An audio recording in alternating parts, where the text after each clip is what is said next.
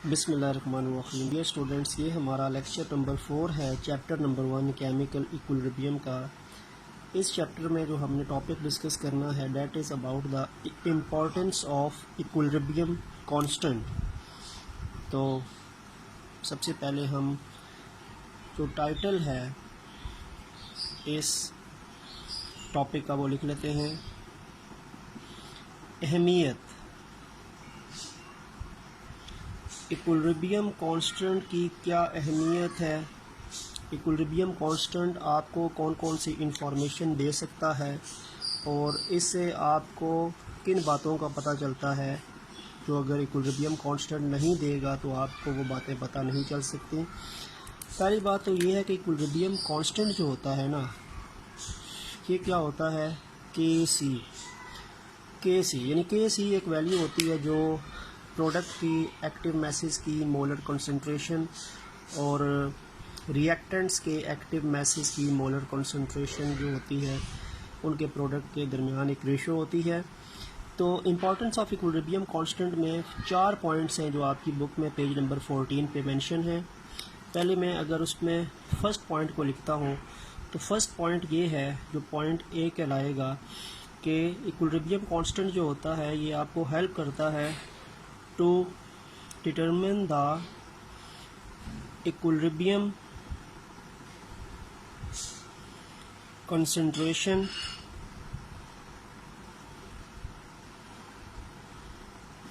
of equilibrium mixture, knowing the initial concentrations of reactants। यानी अगर आपको रिएक्टेंट्स की यानी जो रिएक्टिंग सब्सटेंसेस हैं उनकी अगर आपको इनिशियल कॉन्सेंट्रेशंस पता हैं तो इक्विलिब्रियम स्टेट में आने के बाद उनकी जो कंसंट्रेशंस होती हैं उनको हम इक्विलिब्रियम कंसंट्रेशंस कहते हैं। तो इक्विलिब्रियम कंसंट्रेशन आपको तब ही पता चलती हैं जब आपके पास रिएक्शन इक्विलिब्रियम पे आ जाता है। जब आपके पास के सी आएगा उसके बाद ही आपको पता चलेगा, क्योंकि के सी इक्विलिब्रियम कांस्टेंट है जो इक्विलिब्रियम स्टेट में आने के बाद रिएक्शन का एक कांस्टेंट बनता है जो प्रोडक्ट और रिएक्टेंट्स की मोलर कंसंट्रेशन यानी एक्टिव मैस के प्रोडक्ट्स के रेशोज़ के बराबर होता है और इस टाइम फॉरवर्ड और रिवर्स रिएक्शन जो है वो बराबर हो जाता है। इसको मैं ऐसे कर सकता हूँ कि देखें, मैंने आपको एक ग्राफ लेक्चर नंबर 1 में बताया था और उस ग्राफ के अंदर जो था वो एक वेरिएबल जो था वो टाइम था और एक वेरिएबल जो है वो कंसंट्रेशन था, ठीक है। और रिएक्टेंट्स मैंने ऊपर लिखे थे, प्रोडक्ट्स मैंने नीचे लिखे थे। जब स्टार्ट होती है, अब ये कंसंट्रेशन इनिशियल कंसंट्रेशन है, जब रिएक्शन स्टार्ट होगा तो उस टाइम जो रिएक्टेंट की कंसंट्रेशन होगी वो इनिशियल कंसंट्रेशन होगी और जब रिएक्शन चलेगा तो इसकी कंसंट्रेशन डाउनफॉल आएगी और फिर एक टाइम ऐसा आएगा कि इसकी कंसंट्रेशन जो होगी वो फिक्स हो जाएगी। और प्रोडक्ट की इनिशियल कंसंट्रेशन तकरीबन 0 होती है क्योंकि प्रोडक्ट में तो बनना होता है और रिएक्शन जब चलेगा तो ये कंसंट्रेशन ऊपर जाएगी तो फिर एक लम्हे पे जाके या एक पॉइंट पे जाके ये फिक्स हो जाएगी।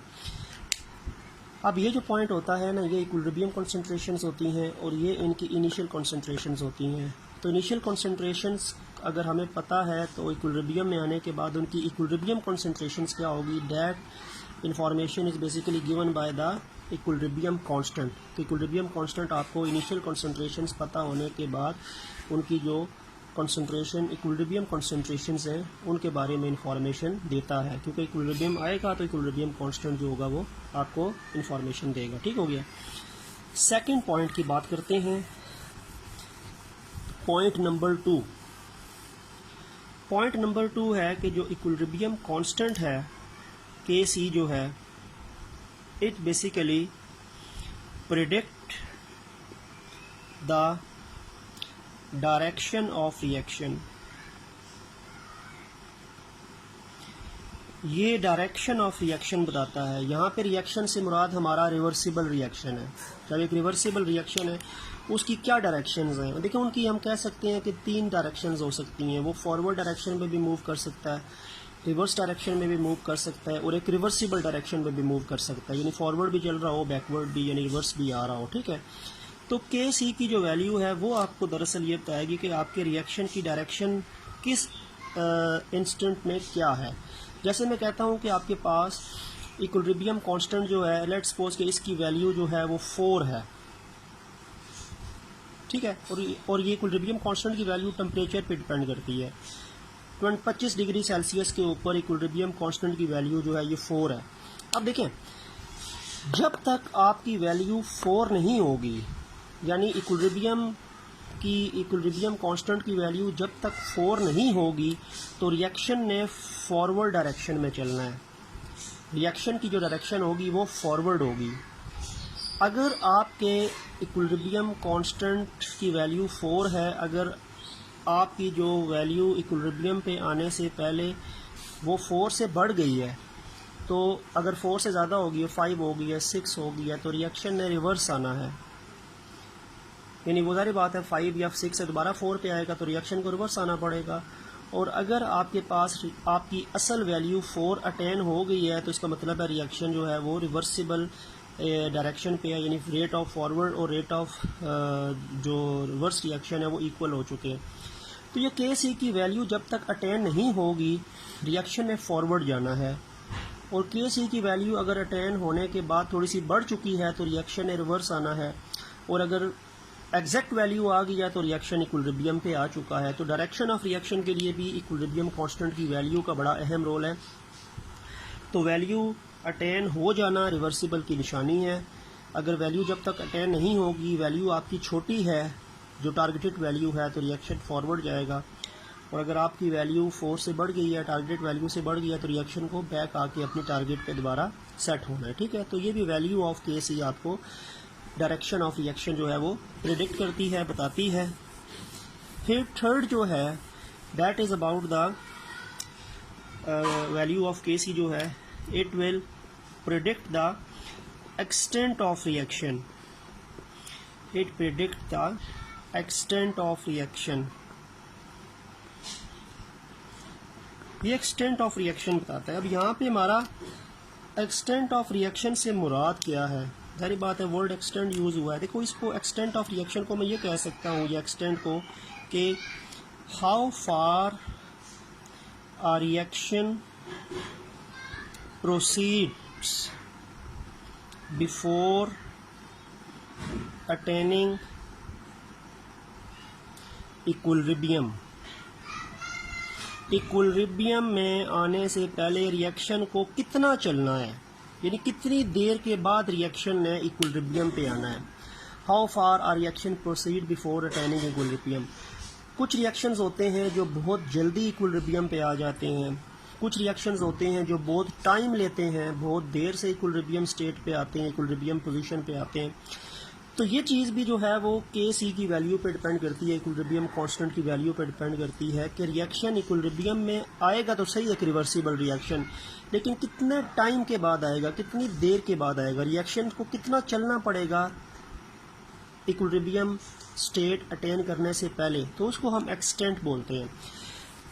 अब ये भी तकरीबन आपके पास वैल्यू ऑफ के सी जो है उसी पे डिपेंडेंट है। कैसे डिपेंडेंट है? पहली बात ये है कि जो के सी है इसकी 3 वैल्यूज़ हैं, 3 तरह की वैल्यूज़ हो सकती हैं। इसकी स्मॉल वैल्यू भी हो सकती है, छोटी वैल्यू भी हो सकती है, इसकी लार्ज वैल्यू भी हो सकती है, इक्विलिब्रियम कांस्टेंट की वैल्यू बड़ी भी हो सकती है, और इसकी वैल्यू दरमियानी भी हो सकती है, मॉडरेट वैल्यू भी हो सकती है। बहुत छोटी वैल्यू को मैं कह सकता हूँ, जैसे मैं कहता हूँ 1.5 इंटू 10 की पावर -7। -7 इसका मतलब है कि ये वैल्यू छोटी है। बड़ी वैल्यू लिख लेता हूँ जी 2.5 इंटू 10 की पावर 8, ये +8 है। +8 का मतलब है कि ये 10 की पावर 8 है, तो काफ़ी बड़ी वैल्यू है। मॉडरेट वैल्यू चलो मैं कोई भी लिख देता हूँ जी 2.1, साथ ना में पावर माइनस में है ना प्लस में है। तो कभी कभार जब आपके पास इक्विलिब्रियम कांस्टेंट की छोटी वैल्यू होती है ना, तो इसका मतलब ये होता है कि आपके पास रिएक्शन जो है वो उसका बहुत ज़्यादा टाइम लेगा इक्विलिब्रियम अटेन करने से पहले। इस रिएक्शन को बहुत ज़्यादा चलना पड़ेगा, इसको बहुत ज़्यादा टाइम लेना पड़ेगा इक्विलिब्रियम में आने से पहले। अगर आपके पास रिएक्शन बहुत ज़्यादा large value of equilibrium constant रखता है तो उस रिएक्शन को बहुत जल्दी उसने इक्विलिब्रियम पे आ जाना है। यानी बहुत स्मॉल वैल्यू का मतलब है कि रिएक्शन टाइम टेकन है, बहुत ज़्यादा टाइम ले रहा है इक्विलिब्रियम आने से पहले, तो ये भी फिजिबल नहीं है। और अगर वैल्यू बहुत ज़्यादा है तो रिएक्शन बहुत जल्दी इक्विलिब्रियम पे आ जाएगा। तो बहुत जल्दी भी इक्विलिब्रियम पे आएगा तो हमें वो ऑब्जर्वेशन का टाइम नहीं मिलेगा, तो हम उसको थॉरोली स्टडी नहीं कर सकते। ठीक है। अच्छा, मॉडरेट वैल्यू का मतलब है कि के की वैल्यू ना बहुत ज़्यादा है ना बहुत कम है। ऐसे रिएक्शन जो होते हैं वो फिजिबल होते हैं, और ये तकरीबन इक्विलिब्रियम पे ना बहुत देर लगा के आते हैं ना बहुत जल्दी आते हैं, बल्कि मॉडरेट स्पीड से चलते हैं, और हम उसको इजीली ऑब्जर्व करके उसके अंदर से डाटा जो है वो अपना कलेक्ट करने का जो अमल होता है वो कर सकते हैं। तो मॉडरेट वैल्यू ऑफ के सी आपको बताती है कि आपका रिएक्शन जो है वो इक्विलिब्रियम पे एक मॉडरेट स्पीड से आया है और मॉडरेट स्पीड अटेन हो गई है। ठीक है। और आपका इक्विलिब्रियम पे जो रिएक्शन है वो एक नॉर्मल स्पीड से चल रहा है जो हमें रिक्वायर्ड है। और लार्ज वैल्यू ऑफ के सी का मतलब है कि आपके पास इक्विलिब्रियम जो है वो बहुत टाइम कम लगा रहा है, यानी बहुत जल्दी रिएक्शन स्टार्ट हुआ, with in a second reaction equilibrium पे आ गया। और स्मॉल वैल्यू का मतलब है कि रिएक्शन बहुत लंबा टाइम लेकर इक्विलिब्रियम पे आ रही है। ये दोनों चीज़ें तकरीबन फिजिबल नहीं है, ये चीज़ें जो है वो फिर भी फिजिबल होती है। तो वैल्यू ऑफ के सी से आपको एक्सटेंट ऑफ रिएक्शन का जो है वो भी पता चलता है। ठीक हो गया। Then the last point, the most important point, और आपकी बुक पे आखिरी पॉइंट को ही एक्सप्लेन किया हुआ है बहुत ज़्यादा। अब आखिरी पॉइंट क्या है, जिसको मैं पॉइंट डी कहता हूँ। अब पॉइंट डी ये है कि इक्विलिब्रियम कांस्टेंट की जो वैल्यू होती है, it basically predict the effect of change in conditions of chemical reaction on equilibrium state। यानी अब आखिरी पॉइंट जो है ना, इसी की डिटेल आपकी बुक में है। पहले 3 पॉइंट्स की नहीं थी, लेकिन मैंने आपको अंडरस्टैंडिंग के लिए बता दी। अच्छा, अब ये चीज़ ये है कि आपके पास एक केमिकल रिएक्शन जो रिवर्सिबल रिएक्शन है वो इक्विलिब्रियम स्टेट पे आ चुका है, लेकिन हमने उसकी अंदर कंडीशंस को चेंज कर दिया है।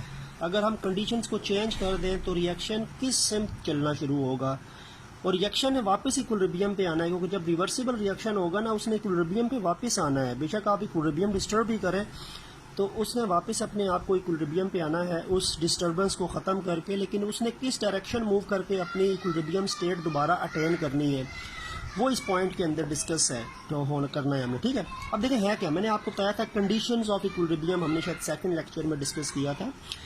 तो कंडीशंस ऑफ इक्विलिब्रियम ये होता है कि जो हमारे पास जब एक रिएक्शन इक्विलिब्रियम स्टेट पे आता है तो हमें उसके टेम्परेचर को, हमें उसके प्रेशर वॉल्यूम को, और हमें उसमें कंसंट्रेशंस ऑफ रिएक्टेंट्स प्रोडक्ट्स को चेंज नहीं करना, तब तक रिएक्शन इक्विलिब्रियम पे रहेगा। लेकिन अगर हम temperature, pressure, volume and concentration of the reaction mixture को डिस्टर्ब करना शुरू करें तो रिएक्शन का इक्विलिब्रियम ब्रेक हो जाएगा, और रिएक्शन को दोबारा इक्विलिब्रियम पे आने के लिए सिस्टम जो होगा उसको वर्क करना पड़ेगा। तो ये पॉइंट हमने डिस्कस करना है कि जब आपके पास एक केमिकल रिएक्शन इक्विलिब्रियम स्टेट पे है और अगर आप उसकी कंडीशंस को चेंज करें तो क्या इफेक्ट पड़ेगा, रिएक्शन किस डायरेक्शन में मूव करके दोबारा अपने आप को इक्विलिब्रियम की तरफ लेके आएगा। ठीक है। अब इसमें एक 2 एग्जांपल्स आपकी बुक पे दी हुई हैं। एक एग्जांपल दी हुई है जी N2 + 3H2, रिवर्सिबल का साइन है 2NH3, और एक एग्जांपल दी हुई है जी SO2 + O2, रिवर्सिबल का साइन है SO3, बैलेंस करने के लिए 2 जगह पे 2 लगाए। अब देखें ये दो रिवर्सिबल रिएक्शंस हैं, और इन 2 रिवर्सिबल रिएक्शंस के अंदर ये जो फर्स्ट रिएक्शन है, ये रिएक्शन जो है ये हैबर्स प्रोसेस कहलाता है। हैबर्स प्रोसेस अमोनिया बनाने का प्रोसेस है, इसको हैबर्स प्रोसेस कहते हैं। हैबर्स ने ये मेथड जो है वो डिस्कस किया था। ठीक है। और ये सेकंड मेथड जो है इसमें से ये सल्फर ट्राईऑक्साइड बनती है, और ये सल्फर ट्राईऑक्साइड आगे जाके फर्दर मूव करके कोई हमें नया सब्सटेंस देती है। तो अब देखें जब रिएक्शन, अब ये रिएक्शन भी इक्विलिब्रियम पे आ जाएगा तो इनकी अपनी अपनी इक्विलिब्रियम कॉन्सेंट्रेशंस होंगी कोई ना कोई। और ये रिएक्शन भी इक्विलिब्रियम पे आएगा, तो इनकी भी अपनी अपनी इक्विलिब्रियम कॉन्सेंट्रेशंस होंगी। अब देखें, जो रिवर्सिबल रिएक्शन होते हैं ना, वो हमें ज़्यादा प्रोडक्ट नहीं दे पाते, क्योंकि उसमें प्रोडक्ट भी बनता है और प्रोडक्ट से रिएक्टेंट भी बनते हैं। और इंडस्ट्री में अगर हमने कोई चीज़ सिंथेसाइज करनी है तो हमें प्रोडक्ट चाहिए, हमें रिएक्टेंट्स नहीं चाहिए। रिएक्टेंट्स तो हमें ऑलरेडी मिलाने हैं ना, हमें तो प्रोडक्ट्स चाहिए। तो जो रिवर्सिबल रिएक्शन होते हैं वो इंडस्ट्री या बहुत बड़े पैमाने पे अगर हम उनसे कोई प्रोडक्ट ले रहे हैं तो हमें उनसे प्रोडक्ट बढ़ाने के लिए डिफरेंट कंडीशंस को चेंज करना पड़ेगा। अब देखें होता क्या है, जब ये पहले रिएक्शन में अमोनिया बनती है ना, तो अमोनिया रिएक्शन मिक्सचर में सिर्फ 33% होती है, बाकी सारे के सारे जो है वो रिएक्टेंट्स होते हैं। और यही चीज़ इसके साथ भी है, जब आपके पास रिएक्शन इक्विलिब्रियम पे आता है तो जो आपका ये मेन प्रोडक्ट है ये मिकदार में कम होता है, ये भी यानी आपके पास मिकदार में स्मॉल अमाउंट में होता है, ज़्यादा मिकदार में रिएक्टेंट्स होते हैं। अब देखो 33% हमें अमोनिया तो नहीं चाहिए ना, हमें तो अमोनिया ज़्यादा चाहिए, क्योंकि ये जो अमोनिया है ना ये आगे जाके यूज़ होती है यूरिया फर्टिलाइज़र बनाने में। यूरिया फर्टिलाइज़र बनाने में इसकी फॉर्म यानी इन्वॉल्वमेंट है। और जो SO3 है ये आगे जाके सल्फ्यूरिक एसिड बनाएगा। Sulphuric acid king of chemicals है, बेतहाशा रिएक्शंस में इस्तेमाल होने वाला एक नॉर्मल रिएजेंट है। अब SO3 कम बनेगी तो सल्फ्यूरिक एसिड भी कम बनेगा, जो बड़ी अहम प्रोडक्ट है, और NH3 कम बनेगी तो यूरिया फर्टिलाइज़र भी कम बनेगा। तो हमें तो फिजिबल रिएक्शंस नहीं है ये कि हम इन रिएक्शन से रिवर्सिबल रिएक्शन को इंडस्ट्री में सल्फ्यूरिक एसिड या यूरिया फर्टिलाइज़र बनाने में यूज़ करें। तो हमें कंडीशंस चेंज करके ऐसा करना पड़ेगा कि हम इक्विलिब्रियम को टूवर्ड्स राइट शिफ्ट करें, फॉरवर्ड रिएक्शन में शिफ्ट करें, ताकि फॉरवर्ड रिएक्शन में शिफ्ट होगा तो रिएक्टेंट्स प्रोडक्ट्स बनाना शुरू करेंगे। और ये भी जब फॉरवर्ड डायरेक्शन में शिफ्ट होगा यानी टुवर्ड्स राइट अगर ट्रांसफर होता है इक्विलिब्रियम तो SO3 ज़्यादा बनेगी। तो हमें कंडीशंस चेंज करनी पड़ेगी, ठीक है। अब वो कंडीशंस कैसे चेंज की जाती, कौन कौन सी कंडीशंस हैं जो इक्विलिब्रियम में आने के बाद आपके प्रोडक्ट की जो मिकदार, जो कम मिकदार होती है उसको बढ़ाना शुरू कर दें। उनके लिए डिफरेंट पैरामीटर्स हैं। उसमें मेन चीज़ प्रेशर है, उसमें टेम्परेचर भी है, और उसमें कैटलिस्ट भी है। Temperature, pressure and catalyst. Normally आप ये बात याद रखें कि अगर मैं चाहता हूँ कि मेरे पास प्रोडक्ट्स ज़्यादा बनना शुरू हो और मैं एक इक्विलिब्रियम रिएक्शन को फॉरवर्ड शिफ्ट करूँगा ताकि रिएक्टेंट ज़्यादा बने, तो मुझे तीन चीज़ें यानी दो चीज़ें करनी पड़ेंगी। अगर मैं प्रेशर इंक्रीज़ करूँ और अगर मैं टेम्परेचर डिक्रीज़ करूँ। प्रेशर बढ़ाने से और टेम्परेचर कम करने से जो कंडीशन, जारी बात है इफेक्ट ऑफ चेंज आएगा ना, मैं कंडीशन चेंज कर रहा हूँ इक्विलिब्रियम स्टेट की। तो by increasing the pressure and by decreasing the temperature reaction will shift towards right, forward reaction चलना शुरू होगा। इक्विलिब्रियम तो डिस्टर्ब होगा लेकिन रिएक्शन फॉरवर्ड चलना शुरू होगा, और जब रिएक्शन फॉरवर्ड चलना शुरू होगा तो आपके पास प्रोडक्ट्स की मिकदार जो होगी वो बढ़ना शुरू होगी, वो 33 से 98% तक जाएगी। तो पहली बात यह है कि अगर मैंने कौन सी कंडीशंस चेंज करनी है रिएक्शन को प्रोडक्ट्स ज़्यादा बढ़ाने के लिए या रिएक्शन को फॉरवर्ड चलाने के लिए या इक्विलिब्रियम को राइट शिफ्ट करने के लिए, वो प्रेशर को इंक्रीज़ करना और टेम्परेचर को डिक्रीज़ करना। इन दो पैरामीटर से क्या होता है, इक्विलिब्रियम राइट साइड पे शिफ्ट हो जाता है और प्रोडक्ट की मिकदार जो है वो बढ़ना शुरू हो जाती है। लेकिन इससे क्या होगा कि प्रेशर बढ़ाने से तो चलो ठीक है कि रिएक्टेंट्स के मिलने का रेट बढ़ जाएगा और प्रोडक्ट्स का बनने का अमल बढ़ जाएगा, लेकिन टेम्परेचर कम करने का एक नुकसान भी है। टेम्परेचर कम करने से रिएक्शन का स्पीड कम हो जाती है, क्योंकि टेम्परेचर काइनेटिक एनर्जी के डायरेक्टली प्रोपोर्शनल है, और अगर मैं टेम्परेचर डिक्रीज़ करूँगा तो काइनेटिक एनर्जी डिक्रीज़ होगी, रिएक्शन की स्पीड भी कम होगी। तो प्रेशर बढ़ाने से तो चलो ठीक है कि रिएक्टेंट्स का आपस में मिलने का अमल बढ़ेगा, लेकिन टेम्परेचर कम करने से काइनेटिक एनर्जी कम होगी तो रिएक्शन स्लो हो जाएगा। तो मुझे तीसरी चीज़ करनी पड़ेगी कि मैं टेम्परेचर बढ़ाऊँ, प्रेशर बढ़ाऊँ, टेम्परेचर कम करूँ, तो स्पीड ऑफ रिएक्शन पे फ़र्क पड़ेगा। तो मुझे टेम्परेचर को डिक्रीज़ इतना नहीं करना पड़ेगा, टेम्परेचर को बेशक मैं इंक्रीज़ ही रहने दूँ, लेकिन मुझे क्या करना पड़ेगा कि मुझे कैटलिस्ट यूज़ करना पड़ेगा। I have to use a catalyst. और कैटलिस्ट से क्या होता है, कैटलिस्ट की वजह से आपका जो कह सकते हैं कि जो रिएक्शन है उसकी स्पीड जो होती है वो इंक्रीज़ हो जाती है। ठीक हो गया। तो ये होता है कि टेम्परेचर डिक्रीज़ करें, प्रेशर इंक्रीज़ करें, तो उससे आपके रिएक्शन के रेट पे या स्पीड पे फ़र्क पड़ेगा। तो साथ साथ कैटलिस्ट डालने से क्या होता है कि रिएक्शन की जो स्पीड होती है वो तेज़ हो जाती है, तो आपका रिएक्शन फिजिबल हो जाता है, your reaction will become feasible. ठीक है, तो अब क्या चीज़ की जाती है इन रिएक्शंस के साथ, किया क्या जाता है इन रिएक्शंस के साथ, कंडीशंस चेंज करके कैसे किया जाता है कि अगर ये जो फर्स्ट रिएक्शन है, इस रिएक्शन में कैटलिस्ट डाला जाता है आयरन कैटलिस्ट डाल दिया जाएगा, फिर एक टेम्परेचर इसका 400 डिग्री सेल्सियस कर दिया जाएगा। ठीक है, और साथ साथ टेम्परेचर 200 ATM कर दिया जाएगा।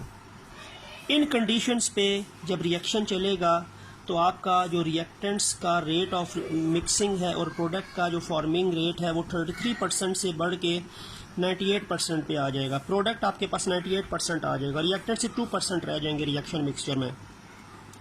और ये जो नीचे वाला रिएक्शन है, क्योंकि इसमें भी आपके पास प्रोडक्ट कम मिकदार में है, तो इसमें भी मैंने कैटलिस्ट यूज़ करना है V2O5 वेनेडियम पेंटाऑक्साइड, और मैं टेम्परेचर जो है वो बढ़ा दूंगा 450 डिग्री सेल्सियस कर दूंगा, और टेम्परेचर जो है प्रेशर में 200 ATM कर दूंगा। तो ये कंडीशंस हैं।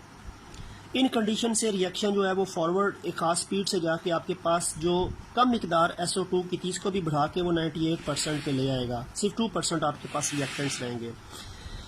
तो रिवर्सिबल रिएक्शन जो होते हैं वो नॉन फिजिबल होते हैं प्रोडक्ट की क्वांटिटी के लिहाज से, तो उनको प्रोडक्ट्स की कंसंट्रेशन बढ़ाने के लिए हमें उसके इक्विलिब्रियम को डिस्टर्ब करके रिएक्शन को फॉरवर्ड या राइट शिफ्ट करके प्रोडक्ट की मिकदार बढ़ानी होगी, और उसके लिए हमें डिफरेंट पैरामीटर्स टेम्परेचर, प्रेशर और कैटलिस्ट वगैरह यूज़ करने पड़ेंगे, क्योंकि ये जो आपके पास प्रोडक्ट्स आएंगे ना ये फर्दर आगे नए प्रोडक्ट्स के बनाने में यूज़ होते हैं। यूरिया फर्टिलाइज़र बहुत अहम फर्टिलाइज़र है फर्टिलिटी ऑफ सॉइल इंक्रीज़ करने के लिए। Sulphuric acid king of chemicals है। अगर मैं नॉर्मल रिएक्शन से चलाऊं तो ये भी बहुत कम मिकदार में बनेगा, ये भी कम मिकदार में बनेगा, इंडस्ट्री में रिएक्शन फिजिबल नहीं होगा। तो I have to change the conditions, and conditions are pressure, temperature and the use of catalyst, and these conditions basically shift the equilibrium towards right so that quantity of product increases, जिसकी वजह से आपके पास reaction mixture में product बढ़ जाएगा। Reactants कम होंगे, products बढ़ेंगे, और आगे इनसे फर्दर प्रोडक्ट्स भी ज़्यादा बनेंगे। तो इस तरह कंडीशंस चेंज करने से इक्विलिब्रियम कांस्टेंट पे क्या इफेक्ट पड़ता है वो चीज़ भी आपको इक्विलिब्रियम कांस्टेंट की जो वैल्यू है वो बताती है। ठीक है, तो यहाँ तक आज का हमारा लेक्चर है। कल इंशाल्लाह नेक्स्ट लेक्चर के साथ एक प्रिंसिपल है जिसको हम ली चैटलर्स प्रिंसिपल कहते हैं, उसको डिस्कस करेंगे। फिर macroscopic characteristics and then exercise की तरफ हम लोग जाएंगे। तो उम्मीद है कि आपको ये आज का जो टॉपिक है ये काफ़ी हद तक अंडरस्टैंडिंग इसकी होगी। नेक्स्ट लेक्चर के साथ इंशाल्लाह नई वीडियो में आपके सामने हाजिर होंगे। तब तक के लिए अल्लाह हाफिज़।